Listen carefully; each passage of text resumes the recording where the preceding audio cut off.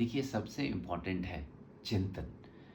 जितना भी आप देखेंगे, सारे गुरुओं ने सिर्फ़ एक ही चीज़ पे, हमारे शास्त्रों, हमारे उपनिषदों ने कहा है कि मन ही कारण है बंधन या मोक्ष का। मन क्या करता है? मन चिंतन करता है। बुद्धि तो एक बार डिसीज़न ले लेती है, एक बार ले लिया सो ले लिया। चिंतन बहुत ज़रूरी है।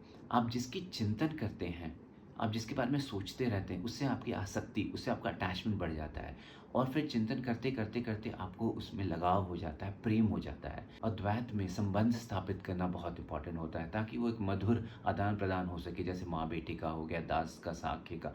आपको जिस भी नवधा भक्ति होती है, जिसमें भी आपको भाव बैठे और नहीं भी बैठे तो भी कोई भी संबंध पकड़ लीजिए आप। माता-पिता तुम मेरे, शरण कहूँ मैं किसको, माँ-बाप मान लीजिए उनको और उस तरफ बढ़िए।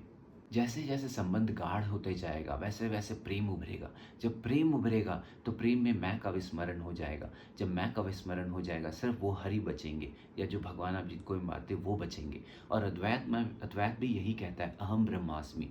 दोनों एक ही जगह जाके मिलते हैं, मैं का विस्मरण।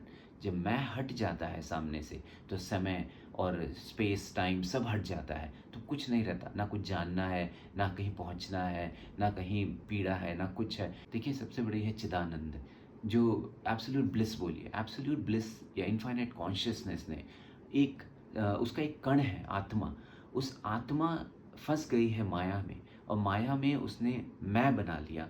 मैंने फिर स्पेस टाइम बनाया, उस स्पेस टाइम के अंदर हम लोग अपनी ही दुनिया बना लिए हैं। जैसे-जैसे हम नींद देखते हैं, एक सपने में आप बच्चे से बूढ़े हो जाते हैं, तो उस सपने में वो समय किसने बनाया बच्चे से बूढ़े होने का? उसमें तो आप सिर्फ़ 1 घंटे के लिए सोए, लेकिन 1 घंटे में आपने पूरी ज़िंदगी बना ली अपनी और उसके अंदर स्पेस कहाँ से आया?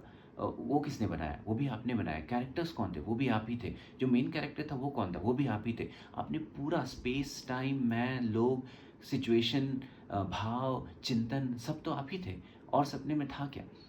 उसी तरह ये ज़िंदगी भी है। तो इसीलिए सबसे इम्पोर्टेंट है वो चिंतन करते, करते, करते, करते एक चिंतन पे आ जाना।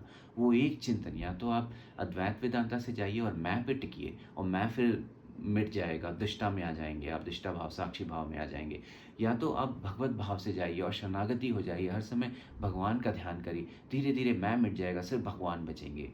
एंड में मैं को मिटना पड़ेगा, सिर्फ़ भगवान बचने चाहिए, सिर्फ़ एक बचना चाहिए और वहीं पे सब कुछ आप आत्मा में आ जाएँगे और आत्मबोध हो जाएगा और परमात्मा की कृपा से ब्रह्मबोध हो जाएगा।